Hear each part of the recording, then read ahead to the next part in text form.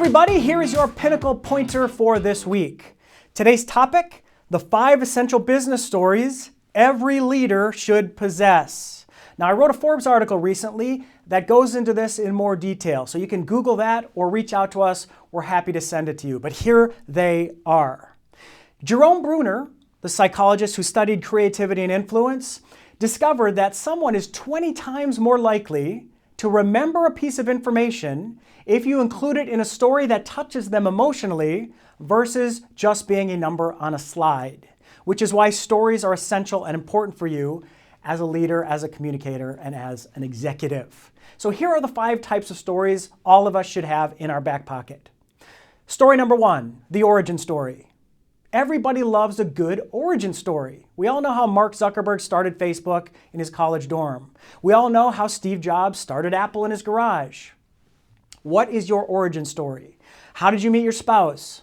How did you come to this company? How did your company start? How did you end up in this industry? Those are all great origin stories. You've got those, so mine your experiences. That's the first type of story. Second type of story, crucible story.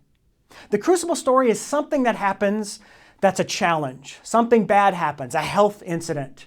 The financial markets crash. We're all in the midst of a crucible right now with this pandemic. It's very challenging. We're all going to get through it eventually, and we're going to have a story about how we got through it. So what is your crucible story? Those are good stories because they contain lessons. Third type of story, leadership story. What's a story you can share that shows leadership? It shows you made a decision, you had a vision, and you went forward and people followed you. Make sure you have a good leadership story that you can share. Fourth type of story, helper story.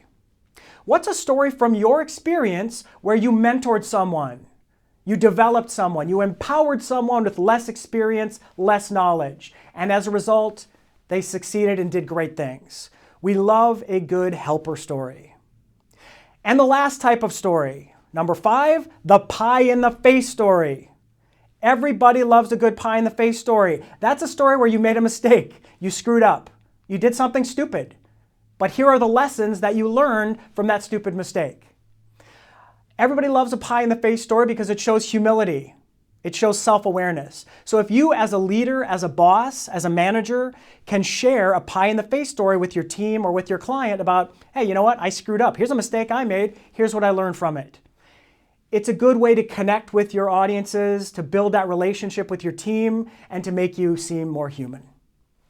Those are the 5 essential business stories every leader should possess. You have all 5. All you have to do is quickly develop them so that you can share them in meetings, presentations, or just one-on-one communication when you're building rapport with a team member or a client. That's it for this week. Get out there, be amazing. We'll see you next time.